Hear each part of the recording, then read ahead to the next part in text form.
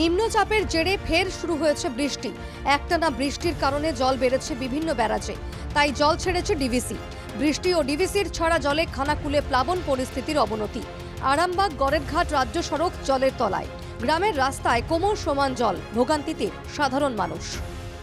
আমাদের ঘর দুয়ার সব ডুবে যায়, আমাদেরকে অন্য কোনো ব্যবস্থা করতে হয়, কারোর বাড়িতে, কারোর ছাতে, কারোর হয়তো পাকা বাড়িতে আমাদেরকে ব্যবস্থা করতে হয়। মাটির বাড়ি তো ডুবেই যায়, না হলে নৌকা। তো প্রশাসনদের আমাদের কোনো এদিকে কোনো ব্যবস্থা নাই, বুঝতে পেরেছেন? তো প্রশাসন কোনো কিছু করে না আমাদের। রাস্তাঘাটের পাশাপাশি ডুবেছে স্কুল, আপাতত পড়াশোনা বন্ধ। জল পেরিয়ে এসে পোশাক বদলে কাজে যাচ্ছে মানুষ।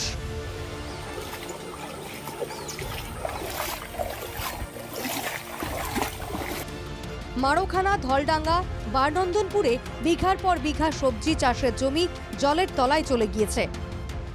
এখন পরিস্থিতি আমরা জলের তলায়, এখন বন্যার জল আমাদের এখানে সব পৌঁছে যাচ্ছে, জমিতেও সব জল লেগে গেছে, সব রবি ফসল আমাদের সব নষ্ট হয়ে গেল। পটল, বাদাম আগেই হয়ে চলে গেছে, তারপরে এখন মূলো, পালং যে বোনা হয়েছিল সেও সব নষ্ট হয়ে গেছে। প্রবল বৃষ্টিতে বেড়েছে আমোদর নদের জল। আমোদরের জলে প্লাবিত গোঘাটের শেওড়া, নকুন্ডা, বালি এলাকা। এই যে দেখতে পাচ্ছেন রাস্তাঘাটও জলমগ্ন, প্রাণের ঝুঁকি নিয়ে আমাদেরকে যেতে হচ্ছে। অতএব এর দেশে আমরা কি করব? এর মধ্যে যদি সরকার আমাদের কিছু সাহায্য করেন তাহলে আমরা বাধিত হব। মানুষকে ঝুঁকি নিয়ে পারাপার হতে হচ্ছে, কোথায় গর্ত আছে, কোথায় কি আছে কেউ তো জানে না।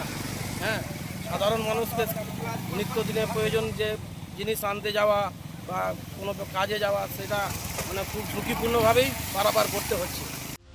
খানাকুলের বেশিরভাগ পঞ্চায়েত বিজেপির দখলে। পদ্ম শিবিরের অভিযোগ, বিরোধী দল ক্ষমতায় থাকায় তৃণমূল সরকার কোনো রকম সাহায্য করছে না। বর্তমান সরকার যে তৃণমূল কংগ্রেসের, আমরা বিরোধীতে আসনে আছি খানাকুল 2 নম্বর পঞ্চায়েত সমিতি, তাই আমরা মুখ্যমন্ত্রী তহবিল থেকে কোনো সাহায্য পাচ্ছি না। খানাকুলবাসীদের কোনো আশার কথা শোনাতে পারেনি আবহাওয়া দফতর। সোমবার সকাল থেকে শুরু হয়েছে বৃষ্টি। এর মধ্যে ডিভিসি যদি ফের জল ছাড়ে তাহলে বন্যা পরিস্থিতির আরও অবনতি হবে বলে আশঙ্কা এলাকার মানুষের। হুগলির আরামবাগ থেকে তুহিন পাত্রর রিপোর্ট, NKTV বাংলা।